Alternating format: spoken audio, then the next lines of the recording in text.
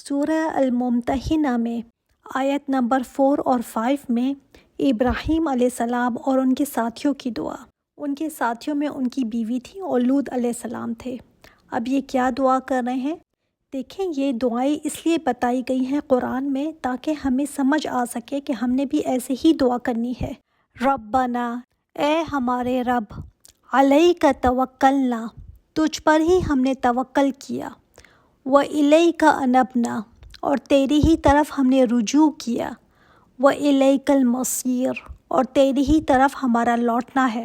اب دیکھیں، ابراہیم علیہ السلام سب کچھ چھوڑ کر جا رہے ہیں، اپنے باپ کو، اپنے قبیلے والے کو، تو نہ فیملی ساتھ ہے، نہ پیسہ ہے، نہ کوئی اور سپورٹ ہے۔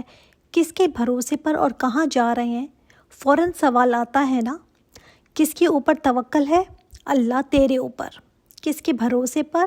گھر تو چھوڑ کر جا رہے ہو، کچھ آگے ہونا بھی تو چاہیے نا، لیکن اللہ تجھ پر بھروسہ ہے، اللہ تجھ پر توکل ہے۔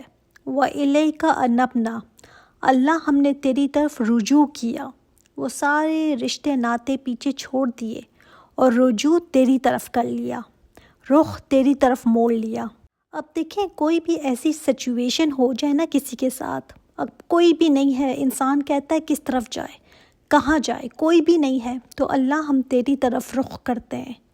وَإِلَيْكَ الْمَصِيرُ، اور اللہ لوٹنا بھی تو تیری ہی طرف ہے، آخر کار تو تیری ہی طرف جانا ہے سب نے، انسان چاہے یا نہ چاہے، واپسی تو تیری ہی طرف ہے۔ اگر یقین نہیں ہوتا نا کہ ہم نے لوٹ کر جانا ہے اللہ کی طرف، اگر یہ یقین نہیں آتا نا تو شیشہ دیکھا کریں، شیشہ آپ کو بتا دے گا کہ لوٹنے کا عمل شروع ہو چکا ہے، کیونکہ لوٹنے کی جو نشانیاں ہیں نا وہ چہرے پر نظر آنے لگیں گی۔ چہرہ بتاتا ہے کہ جانے کا ٹائم زیادہ دور نہیں ہے، سفر شروع ہو چکا ہے، آپ روک سکتے ہیں تو روک لیں۔ جب یاد نہیں آتا نا واپسی تو شیشہ دیکھ لیا کریں، پہلے کس طرح کی سکن ہوا کرتی تھی، کیسی فریشنس تھی، اب کیسا ہو گیا ہے۔ شیشہ دیکھ کر ہم اور تو بہت کچھ سوچتے ہیں، مگر یہ کبھی نہیں سوچتے کہ سفر شروع ہو چکا ہے میرا لوٹنے کا، اور میں اس طرف سٹیپس لیتی ہی جا رہی ہوں۔ میرا چہرہ بتا رہا ہے کہ روانگی شروع ہو چکی ہے، واپسی کا سفر جاری ہے۔ جب رشتہ دار ہے نا تب بھی اللہ تیری ہی طرف لوٹنا ہے، جب کوئی بھی نہیں ہے اللہ تب بھی تیری طرف ہی لوٹنا ہے۔ اب دیکھیں، ابراہیم علیہ السلام کا رشتہ ناتا، قوم، علاقہ، گھر بار سب پیچھے رہ گیا نا، تو اے اللہ تیری خاطر خونی رشتوں کو بھی چھوڑ دیا۔ کتنی محبت ہوگی نا ابراہیم علیہ السلام کو اپنے خونی رشتوں سے، کہ جو اپنے باپ کو کہا کہ میں پیچھے سے آپ کے لیے استغفار کرتا رہوں گا۔ آج کے وقت میں تو رشتے ناتے کی وہ ویلیو ہی نہیں رہی نا، آج اولاد بھی ماں باپ کو نا ویسے نہیں پوچھتی، اتنا قریبی رشتہ ہونے کے باوجود نا، لیکن ابراہیم علیہ السلام کے باپ نے جو حرکت کی تھی کہ ان کو آگ میں ڈالنے کے لیے خود لکڑیاں جمع کر رہے تھے، پھر بھی ابراہیم علیہ السلام ان کے لیے استغفار کی بات کر رہے ہیں۔ کتنا کلوز رشتہ ہوگا اور کتنا لونگ رشتہ ہوگا نا باپ سے، ہمدردی اور محبت ہوگی نا باپ سے، تبھی یہ کہا نا۔ لیکن اللہ چھوڑ دیا، سب تیرے لیے چھوڑ دیا، سب چھوڑا لیکن اللہ کا نام نہیں چھوڑا۔ وہ یہ بھی کہہ سکتے تھے کہ چلو نہیں لوں گا اب اللہ کا نام، نہیں سے اب میں باپ کے دل کی دکھانے والی باتیں کروں گا، لیکن نہیں، یہ ہیں ابراہیم علیہ السلام، سب ہی چھوڑ دیا۔ کوئی دوسری جگہ ان کا آگے کوئی بینک اکاؤنٹ نہیں تھا کہ وہ جا کر ATM سے پیسے نکلوا لیں گے، کوئی کریڈٹ کارڈ نہیں تھا، کوئی ان کے پاس دوسرے خزانے نہیں تھے کہ پیک کیا اور چل پڑے، نہیں، بس دعا کر رہے ہیں کہ ربنا علیک توکلنا، کہ اللہ تجھ پر بھروسہ کر کے نکل کھڑا ہوا ہوں۔ ایسے ہی تو خلیل اللہ نہیں بن گئے تھے نا، گھر سے نکل رہے ہیں اور دیکھیں دعائیں کیا ہیں ان کی، اللہ اکبر۔ پھر آگے ہے ربنا لا تجعلنا فتنة للذین کفروا۔ اب یہ جو دعا ہے نا اتنی امپورٹنٹ ہے، اتنی امپورٹنٹ آج کے وقت میں، کہ اے ہمارے رب ہمیں فتنہ نہ بنانا کافروں کے لیے۔ کیسے ہم فتنہ بنتے ہیں کافروں کے لیے؟ یعنی کافروں کو ہم پر ایسا غلبہ نہ دے دینا کہ وہ ہمیں ٹارچر کریں، وہ ہمیں تکلیفیں پہنچائیں، ایسے ہمارے اوپر غالب آ جائیں۔ ایسا غلبہ اللہ نہ دے دینا کہ اس کے بعد وہ یہ کہنے لگیں کہ اگر اسلام واقعی میں سچا ہوتا تو ان کی مدد نہ آ جاتی، اللہ ان کی مدد نہ کرتا، تو اس کا مطلب ان کو مارو، ان پر ظلم کرو، تو اللہ ان کافروں کو ہم پر ظلم کرنے کی اجازت نہ دے دینا، ہمیں ذریعہ نہ بنا دینا کہ ان کی آزمائش ہمارے ذریعے ہو جائے۔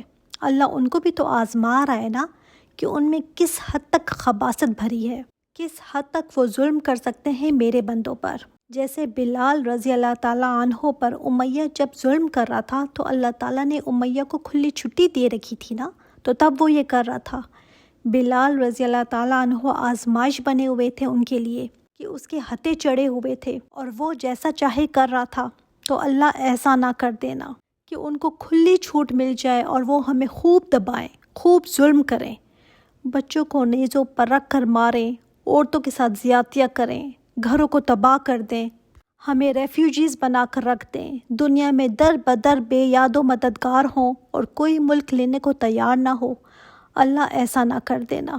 نوجوان شہید کیے جا رہے ہوں، ماؤں کی چیخ و پکار ہو، چھوٹے چھوٹے بچے یتیم خانوں میں بھرے پڑے ہوں اور ان کا کوئی پرسان حال نہ ہو۔ اللہ ہمیں فتنہ نہ بنا دینا ان کے لیے کہ وہ کہیں کہ ان کا خدا کہاں ہے۔ اگر یہ دین سچا ہوتا تو ان کا یہ حال ہوتا۔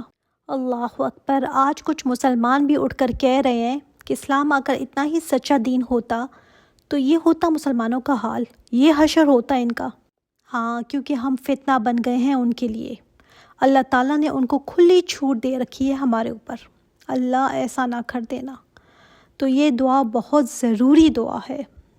دوسرا اس کا معنی بھی ایک اور ہے، ایک اور اینگل سے بھی اس کو دیکھتے ہیں۔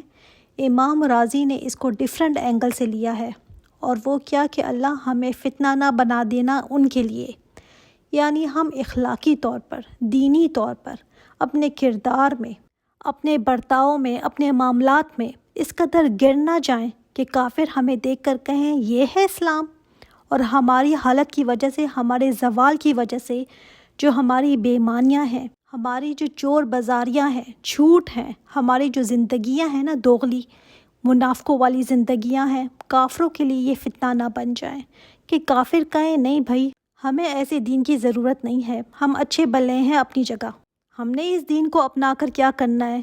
یہ ایسے ہوتے ہیں مسلمان؟ ایسا کردار اور اخلاق اپنے پاس ہی رکھو، اپنا اسلام ہمیں نہیں چاہیے۔ اور واقعی میں ہم آج اتنے گر چکے ہیں نا کہ کافر ہنستے ہیں کہ یہ کہتے ہیں کہ ہمارے پاس دین حق ہے، ان کا حال تو ذرا دیکھو۔ آج ہمیں اپنی صفائیوں میں نا اتنی باتیں پیش کرنی پڑتی ہیں کہ نہیں ایکچولی ہمارا اسلام تو یہ نہیں کہتا، تو وہ کہتے ہیں کہ آپ کا مذہب یہ نہیں کہتا، تو خود اپنے آپ کو تو دیکھو کیسے ہو، اپنی اگزامپل دیکھو۔ نیوز پیپر میں وہ آپ کو کہتے ہیں درندے ہو، دہشت گرد ہو، آپ تو یہ کرتے ہو۔ آپ بڑے اسکیل پر چھوڑیں، آپ ایک دکان کھول کر بیٹھ جائیں، وہاں بے ایمانی ہے، آپ کسی کے ہمسائے ہو، اس کو تنگ کرتے ہو، کسی بھی جگہ کام کے لیے جاؤ، آپ کے فراڈ جھوٹ نکل رہے ہو، کرپشن کی کہانیاں نکل رہی ہیں، وہ کہتے ہیں کہ آپ تو کہتے ہیں آپ کا دین سچا ہے، حق ہے، کامل دین ہے، تو وہ ہمیں پھر دیکھتے ہیں۔ اب ظاہر ہے انہوں نے کوئی قرآن کھول کر تو نہیں پڑھنا نا، انہوں نے صحابہ کی زندگیاں کھول کر تو نہیں دیکھنا، ہم نے خود ابھی تک نہیں پڑھی تو انہوں نے کیا پڑھنی ہے؟ انہوں نے ہمیں پڑھنا ہے، ہماری زندگیوں کو وہ پڑھتے ہیں، اور ایوری ڈے جب وہ پڑھتے ہیں نا تو ان کو مایوسی ہوتی ہے، اور اس دین اسلام سے وہ اور دور ہو جاتے ہیں، اور وہ کہتے ہیں کہ ہم ایسے ہی ٹھیک ہیں۔ ہم اپنے ملکوں میں دیکھ لیں جہاں پر کرسچنز مائنورٹی میں ہیں، کتنے کرسچنز ہمارے اخلاق کردار دیکھ کر مسلمان ہو رہے ہیں، یا ہندو مسلمان ہو رہے ہیں، حالانکہ ہمارے ملکوں میں وہ بہت مائنورٹی میں ہیں۔ اس ملک میں جہاں ہر طرف اسلام ہے، کیا یہ ریلیجن اتنا زبردست ہے کہ وہ ہمیں دیکھ کر کہیں کہ بھائی ہم اس دین میں انٹر ہوتے ہیں؟ یہ دیکھو کیسے زبردست لوگ ہیں، کوئی ایک مثال بھی ملتی ہے؟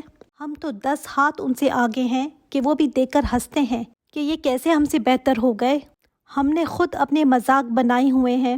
اگر کوئی مسلمان ہوتا بھی ہے آج کے وقت میں تو وہ خود پڑھ کر سوچ سمجھ کر ہوتا ہے، لیکن ہمارے اخلاق کردار دیکھ کر نہیں ہوتا۔ ہمارا جو زوال ہے نا، یہ ان کے لیے فتنہ نہ بن جائے، ہماری اسلام سے ہٹ کر زندگیاں اللہ وہ لوگوں کے لیے فتنہ نہ بن جائیں۔ اللہ ہمارے اعمال، اخلاق، کردار ایسے نہ ہو جائیں کہ وہ اوروں کے لیے فتنہ بن جائیں۔